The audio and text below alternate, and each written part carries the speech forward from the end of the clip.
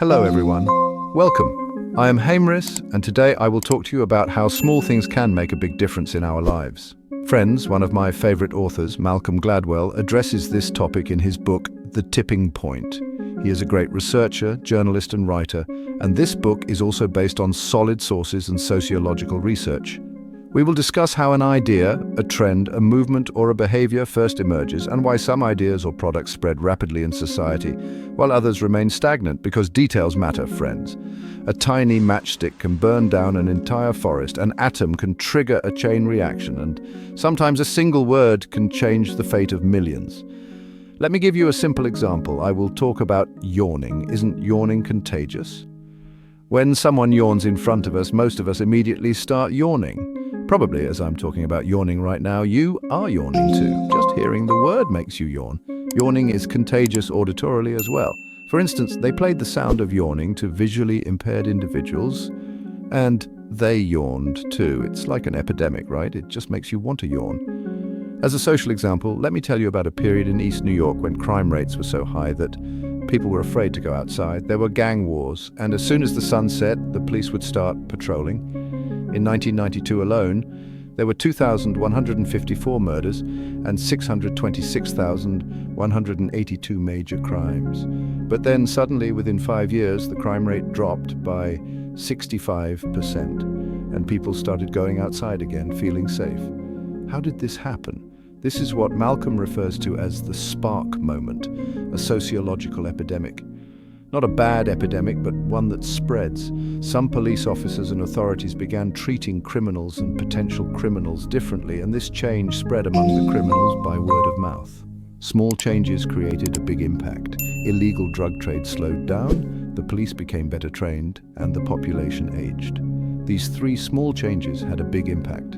Earlier, I mentioned the contagiousness of yawning and made you yawn, right?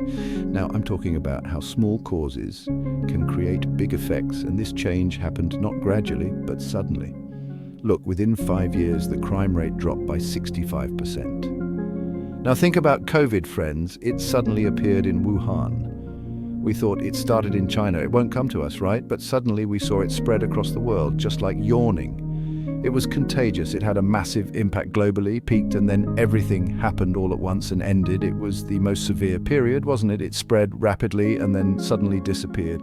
Malcolm says that in an epidemic, the moment when everything changes dramatically is the spark moment.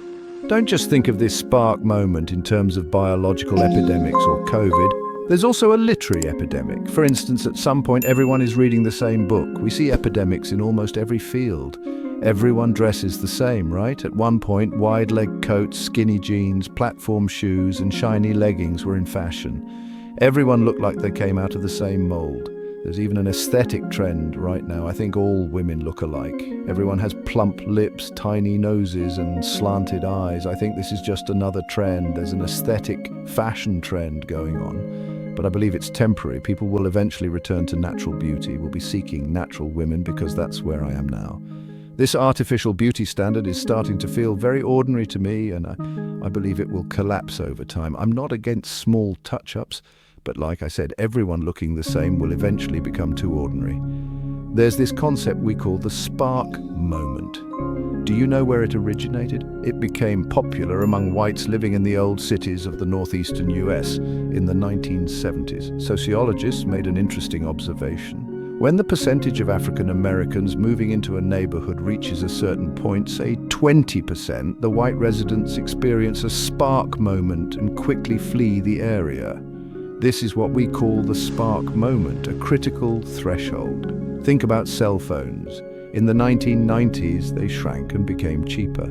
By 1998, we experienced a spark moment in technology, and suddenly everyone had a cell phone, almost like an epidemic. I remember the first cell phones, the big brick-like ones. You know the ones I'm talking about. Now, all epidemics have a spark moment. The important thing is how to start and manage an epidemic that benefits us. Change begins with the individual and then spreads to society. You know the saying, when one person changes, society changes. And I think that's very true. Now, let's move on to another topic. Malcolm says we think a lot about making our messages more contagious. For example, if we have an idea or a product, We spend a lot of time thinking about how to spread it to more people, but he says the real challenge is figuring out how to make it stick in people's minds. He calls this stickiness. Some brands can remind you of their product without even mentioning their name. I won't say the brand, but if I ask, "Where did my dad learn how to bake?" you'll immediately know, or if I say, "I swallowed a million bubbles," you'll remember it instantly. So, the spark moment has 3 rules: the stickiness factor, the law of the few, and the power of context. Let me explain the law of the few with a short example. On April 8, 1775, a small boy working in a shop in Boston overheard a British officer telling another, "Tomorrow all hell will break loose." He ran to inform Paul Revere, a silversmith. After hearing this, Revere spread the news, first among his small community and then further, reaching local colony leaders. The news was, "The British are coming." Church bells rang, drums beat, and the news spread like a virus.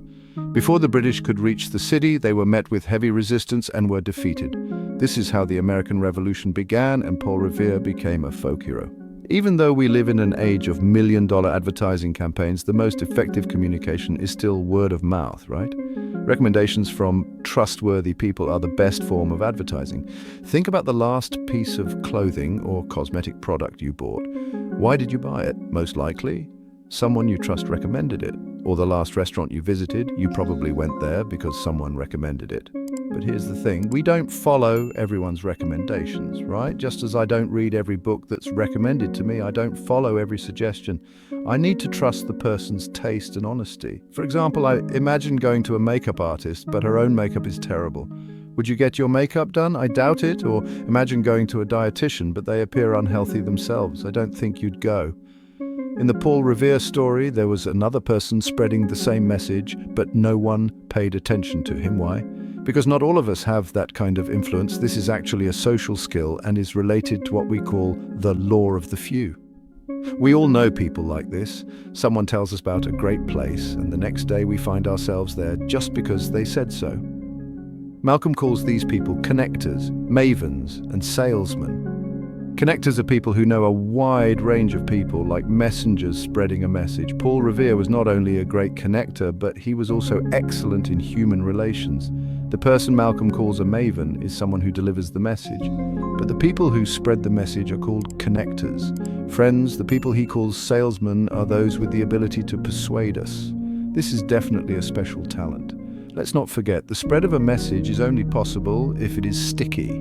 We talked about stickiness earlier. The person who delivers the message is also important, and of course, so is the content of the message. So if you want to leave an impact on someone or a group, pay attention to the small details. It's the small things that make a difference. Now, friends, think about your friends. One of them may be the person who introduced you to many of the people you know today. That's a connector. This is a special talent, and these people do it naturally without expecting anything in return. These connectors are the key people in your life. Sociologists refer to something called weak ties. These are casual social bonds. These people are experts in connecting others, and they are important not because of the number of people they know, but because of the quality of the people they know. In short, Malcolm says that acquaintances represent a source of social power, and the more people you know, the stronger you are. If you have a connector in your life, you are truly lucky. If you are that connector, you are even luckier. Mavens, on the other hand, are those who know where to find the best deals, where to buy a house or car. They are very good at sensing the market. If you ask, how do I invest in the stock market, or what should I do, they will know. A maven is someone who is usually satisfied by solving others' problems, just as they would solve their own. These people don't act out of self-interest, and their satisfaction comes from helping others. Mavens possess the knowledge and social skills to start word-of-mouth epidemics, and they help simply to help. You can feel that they genuinely want to assist you, and you trust them. For instance, when we check hotel reviews, some people leave such detailed and wonderful feedback that we trust their recommendations. These are the mavens, and they have no hidden agenda. They help simply to help. There's also this thing. About 2 years ago, I went to a hotel. There was a very high-end whiskey, a rare and expensive one, and it was included in the price, meaning it was unlimited. We were quite surprised because it was an unexpected offering for that hotel. When we asked why, they said, "You'll go and tell everyone about this, you'll tell your friends and family." I said, "Yes, I will," and I really did. The hotel's name spread around just like that. There you go, free advertising. I think this is what creating a big impact with small details looks like. Mavens don't try to persuade you, they are simply helpful people. But salesmen are different. Salesmen persuade you in a charming way. So how do they do it? I think it's a great talent. They usually do it through strong micro-expressions and motor tactics.